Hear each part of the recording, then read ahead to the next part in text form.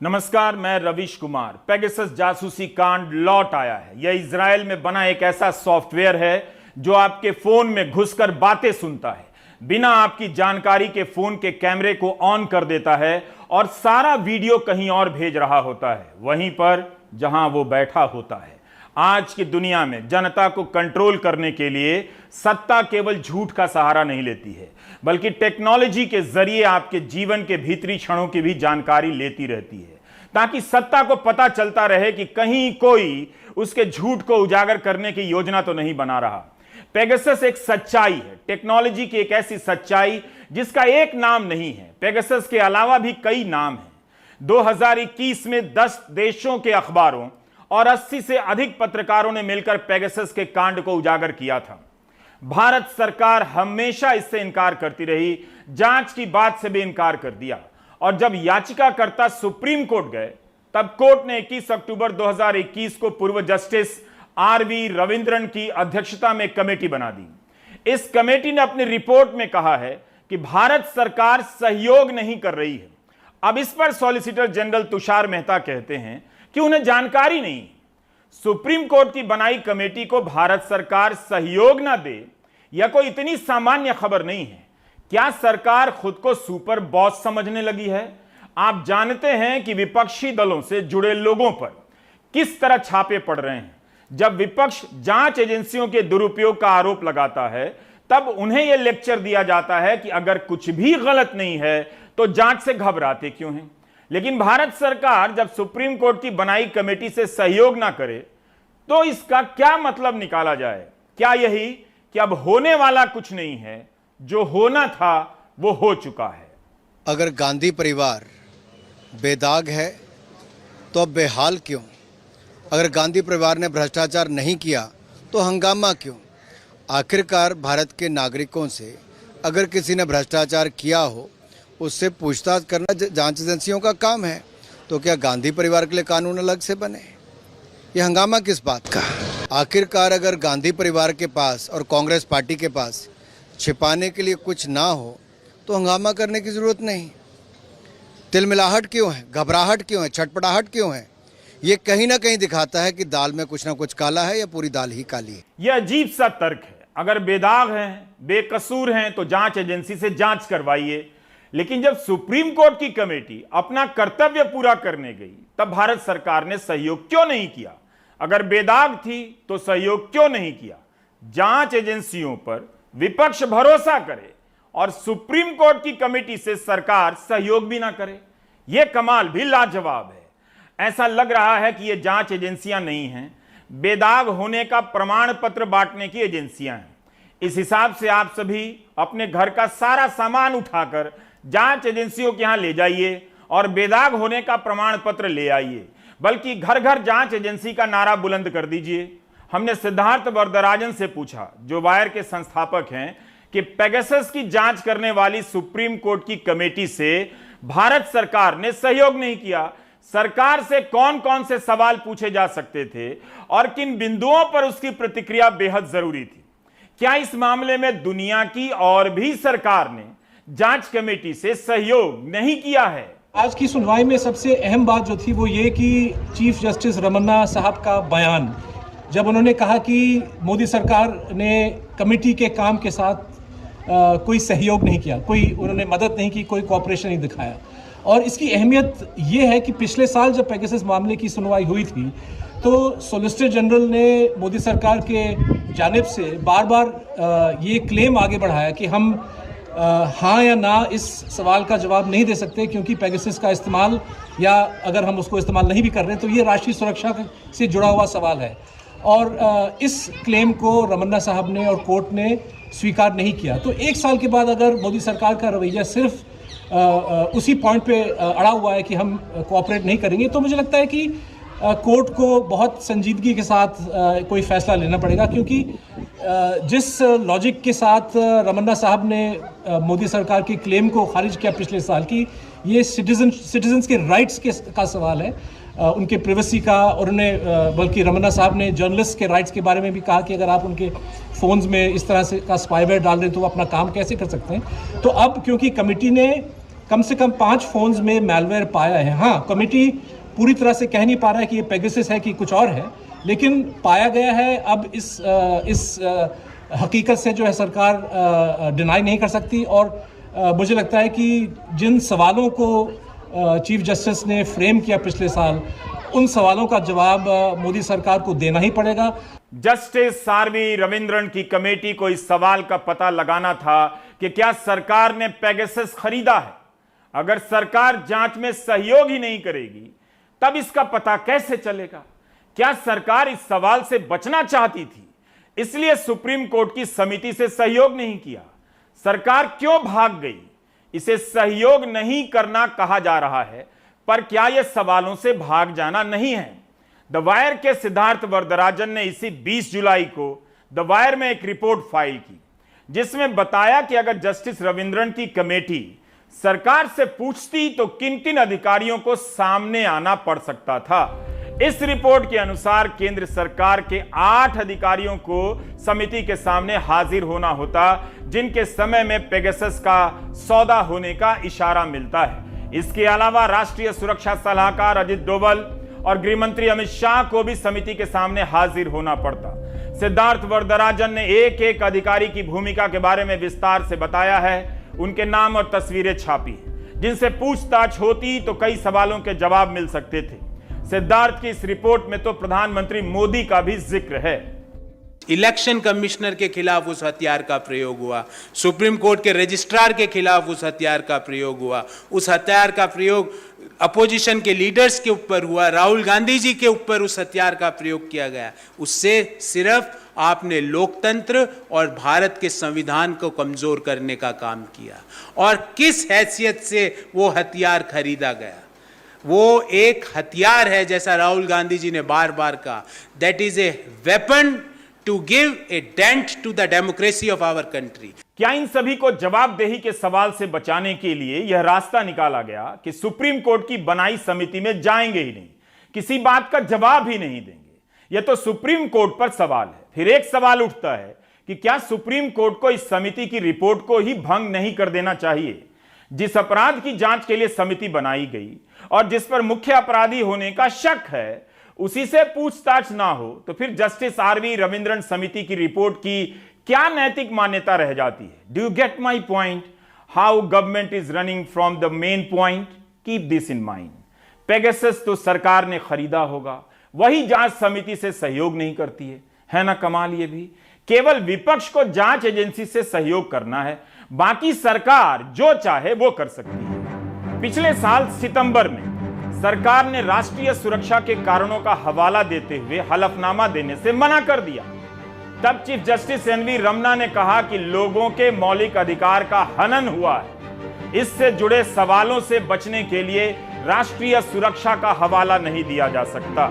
सितंबर 2021 में केंद्र सरकार ने कहा कि हलफनामा दायर करने के फैसले पर विचार करने के लिए कुछ समय चाहिए, लेकिन अब जब रिपोर्ट आई, चीफ जस्टिस ने ही कहा कि समिति ने कहा है कि केंद्र सरकार ने सहयोग नहीं किया।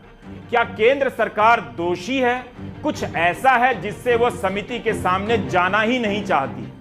राष्ट्रीय सुरक्षा के नाम पर केंद्र सरकार ने सीलबंद लिफाफे का रास्ता निकाला, लेकिन यहां तो सीलबंद लिफाफे में भी हलफनामा नहीं दिया गया।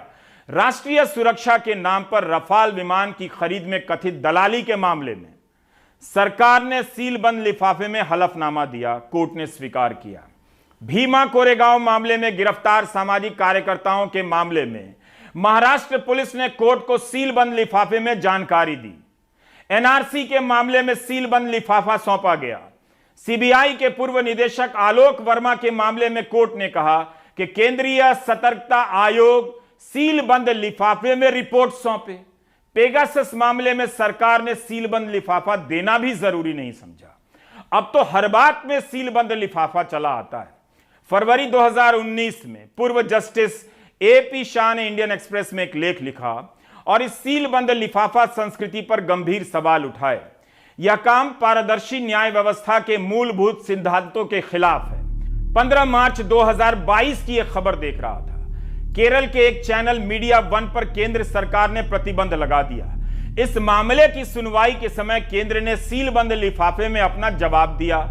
इसकी सुनवाई जस्टिस डी.वाई. चंद्रचूड़ की बेंच कर रही थी। उन्होंने कहा कि वे सीलबंद लिफाफे की न्याय प्रणाली के सख्त खिलाफ हैं। राष्ट्रीय सुरक्षा के नाम पर सीलबंद लिफाफे की संस्कृति बढ़ती जा रही है, जबकि इस मामले की सुनवाई के समय जस्टिस चंद्रचूड़ ने साफ साफ कहा कि बहुत ही कम अपवाद हो सकते हैं।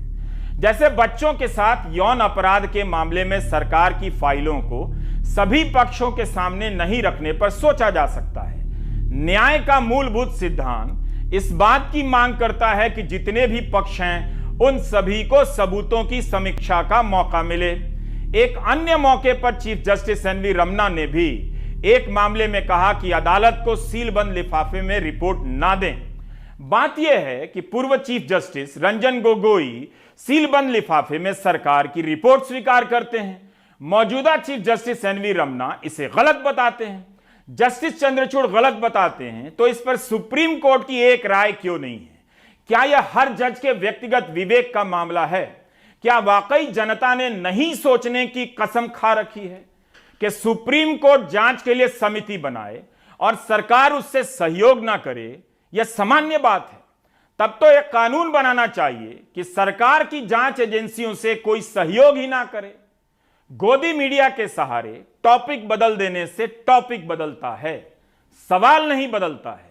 ये सवाल हैं, टमाटर नहीं है कि किसी को खरीदने के लिए थैली लेकर भेज दिया।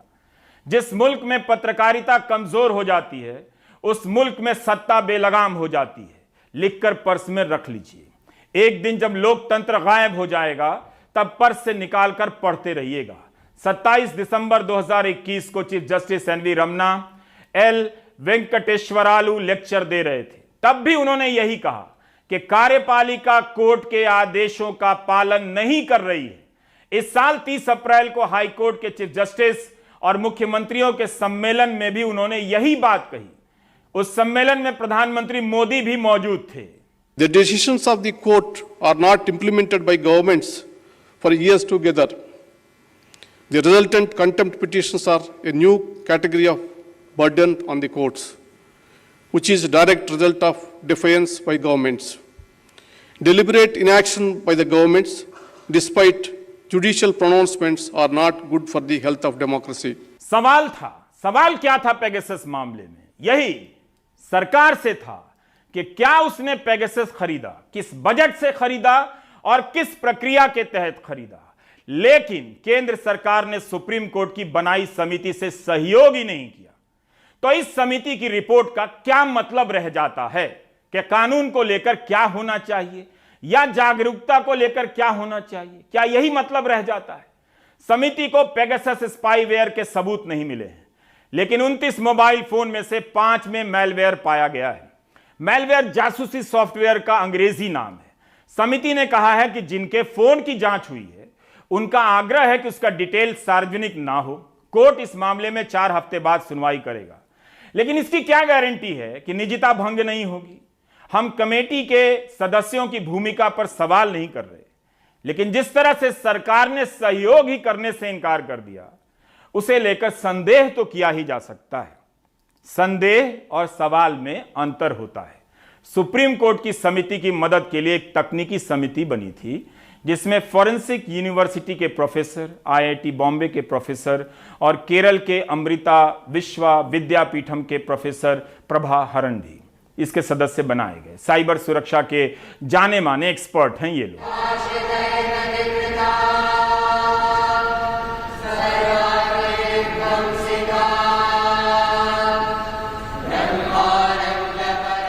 मंगलवार को भारत के प्रधानमंत्री ने फरीदाबाद में 2600 बिस्तरों वाले अमृत अस्पताल का उद्घाटन किया। माता अमृतानंदमयी देवी की संस्था ने यह अस्पताल बनवाया है। इसके पहले 2 अक्टूबर 2018 को प्रधानमंत्री मोदी माता अमृतानंदमयी देवी को सम्मानित कर चुके हैं। उन्होंने स्वच्छता कोष में सबसे अधिक दान दिया, भारतीय रुपए में करीब 100 करोड़ रुपए। ये है भारतीय संस्कृति, ये है भारतीय परंपरा। और आपके हाथ की तालियां जरा हाथ उठाकर, 2 दिव्य शक्तियों का मिलन है आज। एक जिनका प्रेम हम सबके जीवन को बदल रहा है और एक जिनकी सोच भारत को विश्व गुरु बनाने जा रही है। इन्हीं के ट्रस्ट का कॉलेज है केरल का अमृत विश्वा विद्यापीठम, जिसके प्रोफेसर डी प्रभाहरण सुप्रीम कोर्ट की कमेटी के सदस्य हैं। फोरेंसिक यूनिवर्सिटी केंद्रीय विश्वविद्यालय है, इसके प्रोफेसर कमेटी में सदस्य हैं। TCS नाम की सॉफ्टवेयर कंपनी के साइबर सुरक्षा के ग्लोबल प्रमुख डॉक्टर संदीप ओबेरॉय भी इसके सदस्य हैं, जिन्होंने टेक्निकल मामलों में सहयोग किया। यहाँ हम सवाल नहीं कर रहे, लेकिन संदेह करना एक पत्रकार का कर्तव्य बनता है। क्या सरकार को इनकी क्षमता पर विश्वास नहीं? तब फिर इनके सामने हाजिर होने में उसे क्या दिक्कत थी? पिछले कितने ही दशकों से पूज्य अम्मा का आशीर्वाद मुझे अविरत मिलता रहा है। प्राइवेट कंपनियों के साइबर सुरक्षा के ग्लोबल हेड एक्सपर्ट हो सकते हैं, होते भी हैं, लेकिन हम जानते हैं कि इस समय दुनिया में क्या चल रहा है। अभी 2 दिन पहले ट्विटर के साइबर सुरक्षा प्रमुख के पद पर काम कर चुके एक व्यक्ति ने अमेरिका की नियामक संस्था को शिकायत की अर्जी दी कि भारत सरकार ने ट्विटर पर दबाव डालकर उसके भीतर अपने एजेंट बिठा दिए, जो उपभोक्ताओं से संबंधित तमाम डेटा पर नजर रखता है, जुटाता है। ट्विटर कंपनी ने इससे इनकार कर दिया, लेकिन ऐसे आरोप केवल इनकार और स्वीकार से तय नहीं हो जाते। पूरी दुनिया में इस तरह के मामले सामने आ रहे हैं कि कैसे टेक्नोलॉजी के जरिए जनता को गुलाम बनाया जा रहा है, वरना कोई आपका डेटा लेकर क्या करेगा? आम का अचार तो नहीं बनाएगा। मीडिया रिपोर्ट में यह बात भी सामने आई कि समिति का मानना है कि रिपोर्ट इसलिए भी सार्वजनिक नहीं होनी चाहिए क्योंकि किसी को यह पता चल सकता है कि जासूसी के सॉफ्टवेयर कैसे बन सकते हैं, कोई नया सॉफ्टवेयर आ सकता है। हमें यह नहीं भूलना चाहिए कि फोन के जरिए सर्विलेंस की टेक्नोलॉजी काफी व्यापक हो चुकी है। सरकार और कंपनियां खरबों रुपए फूंककर इस काम में लगी हैं। उन्हें किसी समिति की रिपोर्ट पढ़ने की जरूरत नहीं, खासकर ऐसी समिति जिसे बनाई सुप्रीम कोर्ट ने हो, मगर सरकार ने सहयोग करने की जरूरत तक ना समझी हो। सवाल उठता है, ऐसी क्या सेंसिटिव इंफॉर्मेशन है जो हमें हक नहीं है जानने का? आज हम सबको बोला जा रहा है कि आप अपना इनकम टैक्स, आप सरकार से जो भी बात करना चाहते हैं फ़ोन पर कीजिए, इंटरनेट से कीजिए, ऐप्स के तरीके से कीजिए, आप अपनी बैंकिंग ऐप्स के तरीके से कीजिए। आज चाहे वो सरकारें हों या फिर कंपनियां हों, हमें कहती हैं कि आप इंटरनेट से हमसे बात करें। जब हमारा इतना डेटा लिया जाता है और फिर एक इंटरनेशनल ऑर्गेनाइजेशन, 3 ऐसी international organisations, amnesty international, citizen lab और जर्नलिस्ट की ऑर्गेनाइजेशन कहती है कि हिंदुस्तानी सरकार ही नहीं, बहुत सी ऐसी सरकारें हैं।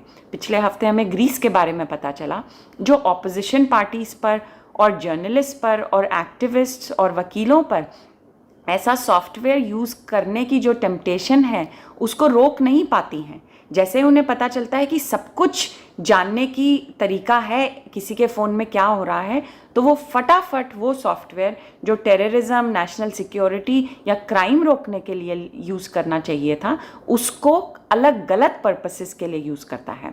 जस्टिस रविंद्रन ने आज ये भी कहा हमारे कोर्ट में कि हिंदुस्तान में ऐसा कोई कानून नहीं है जो इस तरीके की सर्वेलेंस को रोक सके। हमारे निजता के अधिकार के बारे में कोई चर्चा नहीं है। हिंदुस्तान की सरकार ने इस कमेटी के साथ कोई मदद नहीं करी, कोई कोऑपरेशन नहीं करी। तो हमें ये पता चला कि 5 में मालवेयर पाया गया है, किस तरीके का पाया गया नहीं पता। ये कहा जा रहा है कि हमारे यहाँ पर कानून नहीं है। क्या होता है कि जो सरकार है, एग्जीक्यूटिव है, वो खुद ही करती है काम और बताती भी नहीं है किसी को, सब कुछ सीक्रेट में होता है। तो क्या ये बात जानने का हमें अधिकार नहीं है कि जो हमें बोला जा रहा है हम चुप करके मान क्यों लें? क्यों ना हम पता चलाएं कि सरकार करती क्या है? पेगासस जासूसी सॉफ्टवेयर की जांच करने वाली सुप्रीम कोर्ट की समिति ने कहा है कि 29 फोन में से 5 में मैलवेयर यानी ऐसे सॉफ्टवेयर पाए गए हैं, मगर वो पेगासस नहीं है। जो लोग सिर्फ इसी बात से इस नतीजे पर पहुंचना चाहते हैं कि पेगासस नहीं मिला है, उनके लिए एक और रिपोर्ट का जिक्र करना चाहूंगा। 28 जुलाई को रॉयटर की यह खबर भारत में द वायर और ईटी में छपी है। इसमें रॉयटर ने यूरोपियन यूनियन के एक अधिकारी के हवाले से लिखा है कि ईयू के कर्मचारियों के फोन में पेगासस होने के सबूत मिले हैं। इसमें रॉयटर ने जिस शब्दावली का इस्तेमाल किया है उसे गौर से पढ़िए। लिखा है कि ठोस सबूत नहीं मिले हैं, मगर जासूसी उपकरण होने के संकेत मिले हैं, इंडिकेटर। साइबर सुरक्षा के रिसर्च करने वाले इंडिकेटर यानी संकेत का ही इस्तेमाल करते हैं। लिहाजा सुप्रीम कोर्ट की समिति जब कहे कि जासूसी उपकरण के संकेत मिले हैं मगर वो पेगासस नहीं है, तो दोनों खबरों को एक साथ रखकर देखिए और फिर अपने सवाल को ठीक से पूछिए। पिछले साल फ्रांस की स्वतंत्र जांच एजेंसी ने 3 पत्रकारों के फोन में पेगासस होने की पुष्टि की थी। इसी 2 अगस्त को इजरायली अखबार जेरूसलम पोस्ट की खबर है कि वहां की पुलिस ने अवैध रूप से नागरिकों के खिलाफ पेगासस का इस्तेमाल किया। फरवरी में वहां खबर छपी थी कि इजराइल की पुलिस राजनेता, अधिकारी, कार्यकर्ता और पत्रकारों के खिलाफ पेगासस का इस्तेमाल कर रहे थे। अब पुष्टि हुई है कि बिना कोर्ट की मंजूरी के यह काम चल रहा था। हम याद दिलाना चाहते हैं कि आईफोन बनाने वाली कंपनी एप्पल ने भी कहा था कि पेगासस का इस्तेमाल हुआ है। भारत में जांच कमेटी ने यह कहा है कि हुआ है या नहीं इसके सबूत नहीं हैं, लेकिन 5 फोन में मैलवेयर मिले हैं। मैलवेयर का मतलब हमने आपको बता दिया। नवंबर 2021 में ही आईफोन बनाने वाली कंपनी एप्पल ने पेगासस जासूसी सॉफ्टवेयर बनाने वाली कंपनी NSO ग्रुप के खिलाफ मुकदमा दायर किया कि इसने एप्पल फोन के उपभोक्ताओं को टारगेट किया है। यह मुकदमा अमेरिका में दायर हुआ है। यही नहीं, कंपनी ने ऐसे जासूसी सॉफ्टवेयर से उपभोक्ताओं के फोन को बचाने के लिए $10 मिलियन का एक रिसर्च फंड भी बनाया है। NSO पर मुकदमा करने वाली एप्पल पहली कंपनी नहीं है। 2019 में व्हाट्सएप ने भी इस कंपनी पर मुकदमा किया था। जब उसके कई उपभोक्ताओं के फोन की जासूसी की खबर आई, तब व्हाट्सएप ने अपनी तरफ से भारत के कुछ उपभोक्ताओं को बताया कि आपका फोन हैक हुआ है। इसे लेकर भारत में खूब विवाद हुआ था। इसलिए पेगासस कोई हवा मिठाई नहीं है, इसे गंभीरता से लिया कीजिए, वरना फोन आएगा तो कभी फेस टाइम पर तो कभी व्हाट्सएप पर ही बात करते रह जाएंगे और पता चला कि तब भी कोई रिकॉर्ड कर रहा है, सुन रहा है। एक दिन ऐसी हालत ना हो जाए कि आप कार से 10 किलोमीटर दूर जाकर अपने फोन को पीपल के पेड़ पर रखा रहे हैं ताकि घर में बात कर सकें। लेकिन क्या यह सवाल सीरियस नहीं है कि सुप्रीम कोर्ट की बनाई कमेटी से केंद्र सरकार ने सहयोग नहीं किया? तब उस कमेटी की जांच रिपोर्ट की क्या अहमियत रह जाती है? रविशंकर प्रसाद राहुल गांधी से माफी चाहते हैं कि सुप्रीम कोर्ट ने कहा है कि पेगासस नहीं पाया गया। भूलिएगा नहीं कि 5 फोन में मैलवेयर पाया गया है। तब भी रविशंकर प्रसाद राहुल गांधी से माफी मांग रहे हैं। पर उन्हें इस सवाल का जवाब देना चाहिए था कि क्या सरकार सुप्रीम कोर्ट का आदर नहीं करती है, सुप्रीम कोर्ट की बनाई कमेटी से सहयोग नहीं करती है? इसे क्या समझा जाए और क्या इसके लिए भी माफी राहुल गांधी मांगेंगे? तो सिर्फ 29 मोबाइल को उस कमेटी के एग्जामिनेशन के लिए रखा गया। आज उसकी रिपोर्ट सबमिट हुई है। वो रिपोर्ट सील्ड कवर में है, लेकिन माननीय सुप्रीम कोर्ट में मुख्य न्यायाधीश जी ने, सम्माननीय मुख्य न्यायाधीश जी ने इतना जरूर कहा कि कमेटी ने अपनी रिपोर्ट में किसी में भी पेगासस का वायरस नहीं पाया है और 5 में कुछ है, लेकिन वो पेगासस नहीं है उस मालवेयर में, उसके एग्जामिनेशन करने की जरूरत है। याद है ना, कांग्रेस ने आरोप लगाया था देशद्रोह का आरोप लगाया था। क्या राहुल गांधी कांग्रेस पार्टी माफी मांगेगी, जिस पर इतना तूफान खड़ा किया गया देश भर में कि भारत में जनता की प्राइवेसी को नुकसान बताया जा रहा है?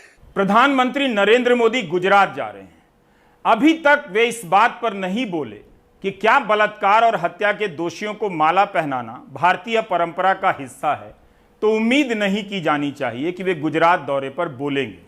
क्या आप ऐसी उम्मीद करते हैं? राजनीति में केवल लाभार्थी नहीं होते, मालार्थी भी होते हैं। ये वो लोग हैं जिन्हें माला का लाभ मिला है। बलात्कार और हत्या के दोषी इन लोगों को माला पहनाया गया है ताकि जनता डर से इसका भी स्वागत करे, या हाउसिंग सोसाइटी के व्हाट्सएप ग्रुप वाले चुप रह जाएं। इन मालार्थियों के बारे में गृहमंत्री अमित शाह, इन मालार्थियों के बारे में महिला व बाल कल्याण मंत्री स्मृति ईरानी, या इन मालार्थियों के बारे में प्रधानमंत्री नरेंद्र मोदी क्या सोचते हैं, यह सवाल कोई पूछ ही नहीं रहा। आज सुप्रीम कोर्ट में इस मामले की सुनवाई थी। यह सुनवाई chief justice NV Ramana, justice Ajay Rastogi और जस्टिस विक्रम नाथ की बेंच में हुई। याचिकाकर्ता सुभाषिनी अली की ओर से कपिल सिब्बल बहस करने लगे। सिब्बल ने कहा कि हम चाहते हैं कि गुजरात से रिपोर्ट मंगाई जाए और देखा जाए कि किस आधार पर इनकी रिहाई की सिफारिश हुई है। दोषियों के वकील ने इसका विरोध किया, लेकिन कोर्ट ने कहा कि वह बिल्किस के 11 दोषियों की रिहाई का परीक्षण करेगा। नोटिस जारी कर गुजरात सरकार से जवाब मांगा गया है। जस्टिस अजय रस्तोगी ने कहा कि सवाल यह है कि गुजरात के नियमों के तहत दोषी छूट के हकदार हैं या नहीं। चीफ जस्टिस ने इस मामले में एक स्पष्टीकरण दिया, कहा कि इनकी रिहाई के लिए सुप्रीम कोर्ट ने आदेश नहीं दिया था, हमने केवल गुजरात को कानून के अनुसार आगे बढ़ने के लिए कहा था। बुधवार को राजद नेताओं के यहां छापे पड़ने लगे। मीडिया में सीबीआई सूत्रों के हवाले से बताया जाने लगा कि गुरुग्राम में एक मॉल है जिसमें तेजस्वी यादव का पैसा लगा है। खबरों में तेजस्वी का मॉल चलने लगा। आज तेजस्वी यादव ने प्रेस कॉन्फ्रेंस कर एक वीडियो जारी किया कि इस मॉल का उद्घाटन हरियाणा के मुख्यमंत्री मनोहर लाल खट्टर ने किया था और इस कंपनी के प्रमुख शेयर होल्डर नवदीप और निदेशकों के कथित रूप से सीएम खट्टर के साथ मधुर संबंध हैं। अब करो उनकी सीबीआई जांच, ये तेजस्वी का कहना है। हम शेयर होल्डर 21 में कंपनी बनी, अगर हम थे तो मेरा शेयर होल्डर का लिस्ट दिखा दीजिए। तो उसमें पहला जो नवदीप है उनका जो है सबसे ज़्यादा शेयर है 90,000 का, ये तकरीबन ये 9 लाख 90 टोटल अमाउंट देखिएगा 90 लाख का है। और दूसरे आतम प्रकाश है, उनका जो है 10 लाख का है। और इसमें डेट देखिए ऊपर 31/3/2021 और कंपनी भी 21 में ही बनी। अगर हम शेयर होल्डर थे तो मेरा नाम कहाँ है? क्या सीबीआई में हिम्मत है, औकात है कि वो खट्टर जी पर मुकदमा करेंगे और जांच करेंगे, भाजपा सांसद पर मुकदमा करेंगे, जांच करेंगे, एमएआर पे भाजपा के? क्या हिम्मत है सीबीआई को? अगर मेरा मॉल है तो उन मीडिया हाउसेस के मालिकों को जिसके लिए वो ये न्यूज़ परोस रहे हैं, टीटीएम कर रहे हैं, उनको हम ये कहना चाहते हैं कि भैया आधा आपको दे देंगे मॉल और आधा हम गरीबों में बांट देंगे और कुछ जो बचेगा सीबीआई के लोगों को दे देंगे, अगर है तो। जब भी विपक्ष के नेताओं के यहां ईडी और सीबीआई के छापे पड़ते हैं तब सूत्र भूत बनकर आ जाते हैं और एक एक डिटेल जारी करने लगते हैं, लेकिन अक्सर इनके अधिकारी मीडिया के सामने आकर ऑन रिकॉर्ड बात नहीं करते हैं, अपना चेहरा नहीं दिखाते हैं। अब वे सूत्र बुलाए जाएं जिन्होंने मीडिया को जानकारी दी कि गुरुग्राम का मॉल तेजस्वी यादव का है, तब फिर उसका उद्घाटन बीजेपी के मुख्यमंत्री क्यों करने गए? क्या सीबीआई के वे सूत्र मनोहर लाल खट्टर से ये पूछेंगे? फिर से सूत्रों के हवाले से उन रिपोर्टरों को जानकारी देंगे? कई बार ये सूत्र अपने आप में किसी न्यूज चैनल से कम नहीं होते हैं। बाकायदा इन दिनों वीडियो शूट होता है, उसे एडिट कर सूत्रों के हवाले से वीडियो भी आता है ताकि चैनलों पर चलता रहे। गोदी मीडिया खुद तो गुलाम है ही, आपको भी गुलाम बना रहा है। अगली खबर जम्मू कश्मीर से है, जहां मतदाता सूची को लेकर हंगामा है। जब आप एक राज्य से दूसरे राज्य में जाते हैं, वहां रहने लगते हैं, तो वहीं वोट देने लग जाते हैं। लेकिन जब राज्य के चुनाव अधिकारी ने बयान दिया कि 25 लाख गैर कश्मीरी मतदाता जुड़ेंगे, तब लोग सवाल करने लगे कि क्या जम्मू कश्मीर में इतने लोग बाहर से रहते हैं? इस सवाल ने वहां के राजनीतिक दलों को नाराज कर दिया। बाद में सरकार ने सफाई दी कि यह एक काल्पनिक संख्या है कि ऐसा हो सकता है। लेकिन क्या यह मामला इतना साधारण है? नजीर की रिपोर्ट देखिए।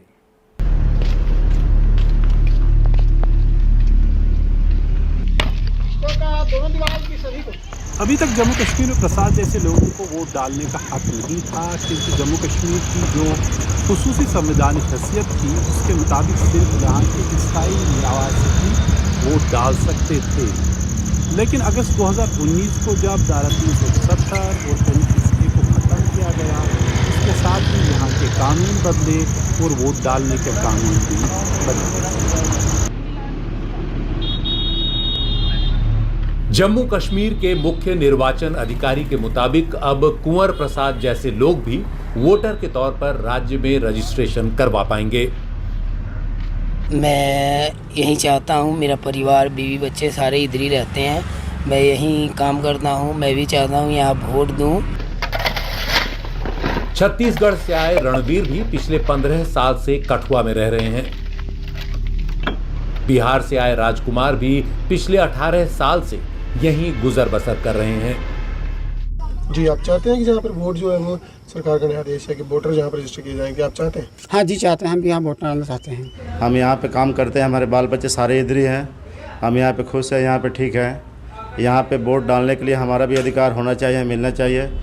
हालांकि कुंवर प्रसाद जैसे लोग जो सालों से यहाँ रह रहे हैं, उनसे किसी को कोई दिक्कत नहीं है, लेकिन स्थानीय दलों की चिंता ये है कि सिर्फ चुनाव जीतने के लिए गैर स्थानीय लोगों को राज्य में भर न दिया जाए।